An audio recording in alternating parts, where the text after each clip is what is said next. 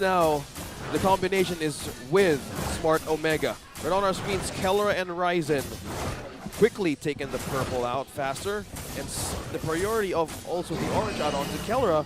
Yeah, he want to get more coverage more on the Crammer right on the foot. Wait, Nets very low here.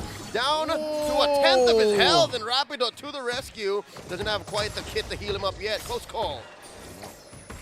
We know that the Florian is one of the heroes that can definitely be considered as a support in the metagame that we have right now. But I still have a lot of reservations on it. In the late game, it's very, very strong when it comes to healing and supporting. But how do you bridge your mid game for Onic? Oh, that's a flicker burned out. Look at this now. Both of them in the gold lane, the roamer and the gold laner, at less than half health. Oh, they have to go back. But that means, oh well, I think we may have the answer. It's gonna be up to Ryzen. He is gonna be the one to kind of pick up the slack here for Onic and make the plays. Yeah, also good way of just taking that trap lane from up top from Keller, because there's no way that they could just take down a Cram right away and just level 3. So with this kind of way of doing this, trying to gain control early start of Omega, I think this is a good way to just slowly pressure Onic Philippines. But it looks like Onyx not going to take this lying down. They've done their ways to actually cut through, and this is trippy, man. What's Ryota doing there? Look at the positioning, even just by Ryota on that bush. He's just waiting. Yeah, he's doing a battle trip. He went on a battle trip, man. He's just by himself, but he can do it. He has full stack spread. He's just waiting. He's looking for super Prince. What a great cover. Look at this. Yep, he can do it. He's communicating, and he finds Ryzen. Puts in the full combo, gets out of there, and I kind of guess disperses Onic while the rest of Omega go for the turtle. And right now he's playing near their base, inside their base. Whoa! Trying to dash through. Scored the turtle already is Omega. Yeah, that's right. Oh, no way. Oh, Ryota. He can't get out of this. There you go. First blood drawn. Completely diverted the attention of Onic Philippines. Okay, for Omega, was that worth it though? Honestly, it wasn't. Well, looks good, but he missed a lot of minions up top. Let's see where else they go with this. Kelra looking to commit. Grab that purple. Does he do it? He indeed does. Oh, wait. Yeah, no, he does. Ryzen doesn't have the orange. It's the orange, yeah. Grab that orange. I got baited. You said purple. Yeah, and no, I thought it was purple. I was talking about Ryzen. He does have the purple. Yeah. So we both got confused. You know what? I have to admit, I got confused as soon as Ryota started doing that. Exactly. I know. Exactly. Nobody does that. Nobody does that. And I think that they've lost a lot of gold up there, but of course, Omega still managed to get the W afterwards. They now have some sort of equalization when it comes to EXP for Ryota, and at the same time, they took away an orange buff, which is super duper good in the early stages. Yeah, especially that you're on Martis, and it is in the hands of Kelra. So by just being a 2-level XP ahead now, just 1. So this is a great start for the Martis compared to game number 1 in the hands of Onic Philippines. So there's a lot of coverage, even just by the positioning and how Ryota plays around Onic. They're just forcing them to actually make the team fights happen right away, because they know at this point there's still no damage yet present. Yeah, I guess that's worth it in the sense that you can't put a price on a message sent. You know what I mean? Like, if you're able to get in your opponent's heads like that, then you're already winning. Now, Chaknu, look at this. With Etomax and Kelra going in deep. Trying to go for Rapido, forcing out a flicker. Still survives. So, no, here we go. Heavy spin on the nets. He goes with the Purify and survives. Etomax in trouble. Gets stunned. Bad execution on him. And he goes down. Ryzen gets the kill. Mystic Gush did not connect to anybody.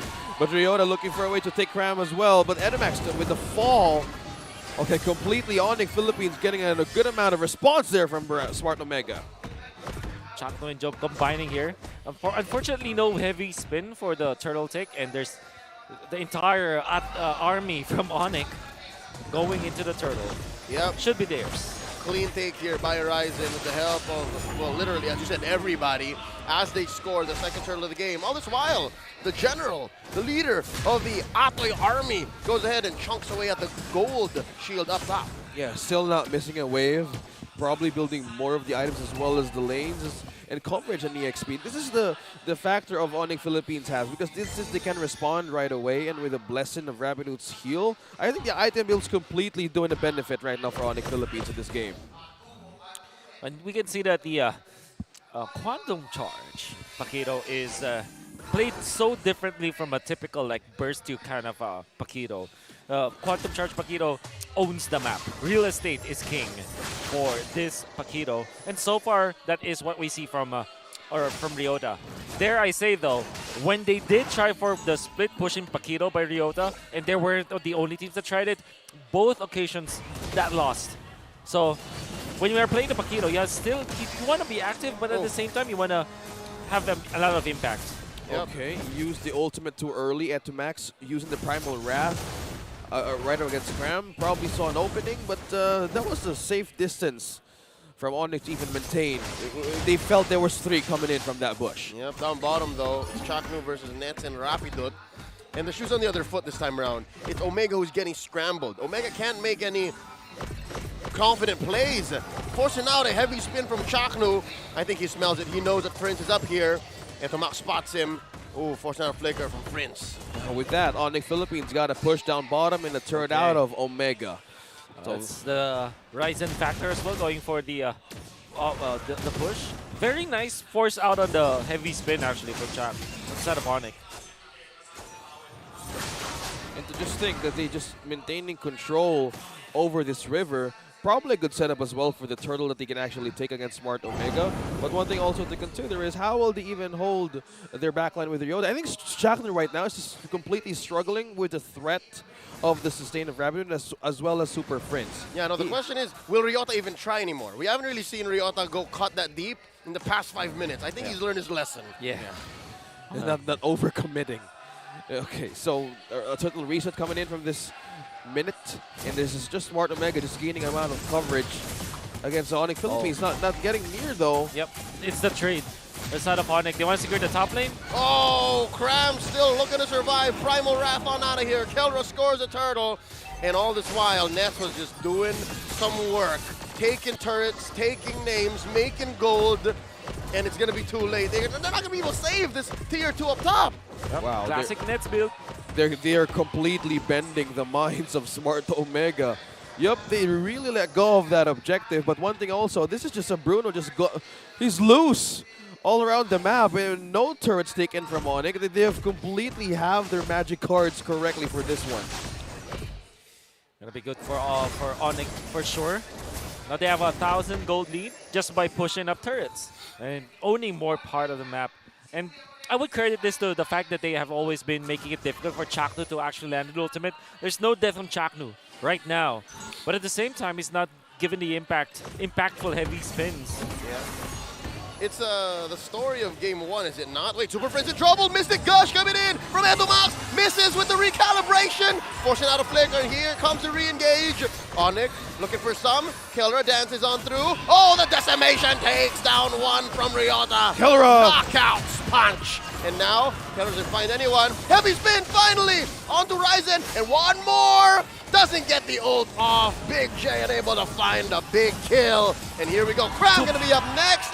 Finally, OMG on the board, 2-2. A messy team fight, but clearly Omega still winning that one. That was 2 down against Onic. Yeah. Super Vincent Crown. And you would think that Onic could have taken 2 members of Omega, but with a sliver of HP, they were able to survive. Nets is a beast right now, but so is Ryota. 2 kills for Omega belongs to this guy. Now, he has reached critical mass. The Hunter Strike and Dominance Ice, he is definitely the playmaker for the team now. Speaking of playmaking things, that usage of the ultimate that Edmax taken from Super Prince really dig a response out of Onic right away. Because from that point, if really Super Prince did have a way to escape that part, nobody can even go for even a response. Yep. So if we were taking off the Rapid to even for Graham, now the front line is becoming a problem for Onic Philippines as the game goes by. We're reverting back to the Omega timer slowly. Yep, now Omega first to the scene, going for the pull here on this Lord. 4 members of Onic present. Etomax checking that bush. Prince throws out Mystic Projectile. Now Nets, I smell what Nets is trying to do here. He's going to try to take down this tier 1 in mid. Lord's going to get reset here. All this while, Ryota once more up to some business, as you will. Pushing in. I wonder if he's going to get away from this. Nets and Cram. Answering back. The response. Ryota. Gonna try to dash through the wall. Misses and gets punished. He's knocked out. Wow, a rare miss. Looking for a trade. And Rapido gonna go down. That's 1 for 1 so far. And just like that, an XP laner for a roamer. Oh, I call this a wash. Yeah, with Barangay Omega willing to give that first. It's just the first Lord anyway, but they were capitalizing on the push there. Rare miss from Ryota. Because that's a very thick wall, but there are thin parts of it. So he might have chosen the thickest part of it. That's why he wasn't able to dash through. And that's a very, that's very unlikely. It's unfortunate. His luck ran out from that iframe with the Edith earlier on. Yep. Torn apart memory almost takes down Cram. Maybe 2 stacks too short. Now the Lord Dance resumes. I am just. Oh yeah, that's the Filipino Lord Dance beat. That is a true sound. It's one of the many songs of their people. Okay, looking for a way. Lord Chakdu. here, down to a fifth of his health. Heavy spin coming through. Kelra scores 1. Big for the Barangay. This time around, Onic gonna force the advantage here. Oh, Super Prince with an ult already spent. Cram as well. And the gush from Etomax. Horizon takes down Etomax alongside that tier 1 in mid. Onic forcing themselves through. He's gonna get out, he gets out. That's gonna be the Lord for the side of Omega. But Onic, I like that decision that they did. They went in for the push, knowing that Omega already expended their crucial ultimates. They were able to get the purple even, as Ryzen is very active with the Thunder Belt now. Yeah, and also to think that Etomax and even Chakdu was respecting the Purify out of nets. Whoa. Oh, the target was Ryzen all along, so they know that from this point they can't actually be in par with the damage and defense. This is just completely buy time for Omega. This is just benefiting from what they lost in the few minutes. Super Frizz is crazy. Oh, okay. Ryzen gets caught out. Is there enough damage? Job looking for it. Oh, no! Thorn Rose able to save him, and now Job's about to get punished. Phantom Execution in. Kelra in the middle of 4. 5 members of Onic. He's about to go down. Run, Kelra, run! Nets takes him down. Well done, coming out from Onic. And my goodness, Ryzen, what a beast. Able to dodge the torn apart memory with his third Thorn Rose, and while he was invulnerable, there was the heal coming up from Rapidut as well. Yeah. Mechanical Ryzen. He's so elusive. Oh, bro, amazing. I was just even thinking. I was even thinking, was that even a frame drop or something? But that was just completely like Ryzen, like, oh, I'm safe. No, contrary to what happened to Ryota in Game 1, that was all according to plan. Oh. All according to Keikaku. And now As they Onic say. now just bouncing back. It's accurate. Yeah, That worked. as Francis here would say. Anyways, I also wanna say that with the Thunder Belt picked up on Ryzen, he's ever since he went for the Thunder Belt, his mood shifted to a very aggressive note, where he's trying to always make the play. And by the way, Super Prince, he's crazy. He has a different kind of combo. Yeah. Sometimes you go for the gourd with the projectile first, and when you stun, or when you know that you're about to stun the person, you now pop your ultimate, the Gosh, right? What he does is just the slows coming out from the second And skill. then He pops the ultimate eventually afterwards. No stun needed. And then he uses the stun as a follow-through. Exactly. Oh, And- wow. And by the rest way, of Onic just completely catched up. By the way, he went for Rapidoots. All right, so he Rapid can Boots weave. scored. He can weave in and out of combat. That's right. Oh, I love it. You know what? Super Friends and Ryzen think the same way. That's how Ryzen plays the Lancelot. Phantom Execution in. Yep. Completely just having a lot of distance and Man. coverage, man. Oh, Super They're in Friends. sync. Yeah, in sync. They're drift compatible. Right. Like from that movie Pacific Rim. Oh yeah, of course. You can't have the wrong cerebral, pairing with that. So that is a good way of saying that the synergy is Onic is so up right now that they can't miss a beat. And with this kind of consistency they're doing up against Barangay Omega, they're giving them a hard time. Even by Ryota's trying to split push around the map right now, they're getting more coverage as well. The Omega. 1,000 gold lead for Onic, which is obviously not that much. It's a tight gold. A tight gold lead, but the fact of the matter is, there is a lot more turrets for Onic to work with, especially the middle turret. I think it's very crucial. Now they have an easier access to defending mid. Look at that fast burst! That was so fast. They just Ultra fast. Not even a response with the conceal, and here we go. Cram's gonna be the first target. There's a big knockup, heavy spin dispersing all the members of Onic. Chaknu goes down first. Nets gets a kill, and with that, Omega says we back out of here, man. Delta Ryota. split, not a good fight. Ryota still Ryota. alive, sprinting on out of here. Chase it! Alrighty then. Alright, cool. Onyx is happy with what they got. They will let Ryota go. I am kind of feeling the struggle of Omega right now, and Nets didn't pop that Purify. He was just completely free from any catch. Oh no, Onyx smells blood in the water, man. They're like sharks. They want to finish. They want to finish quick. They do take down the bottom lane inhibitor. That's one penetration up. Top and mid is going to be next. Oh, that big lord still marching through. I just gotta say the discipline of Net just by holding just his own micro capability and not using any resources completely he's changing the minds of Omega to what even go for Here first. we go. Chakna with a heavy spin, unable to move them. Onic is an unstoppable force and an immovable object. They still have the Lord. Kelra goes down. I can smell it, folks. We're going to game 3 because it's Onic time.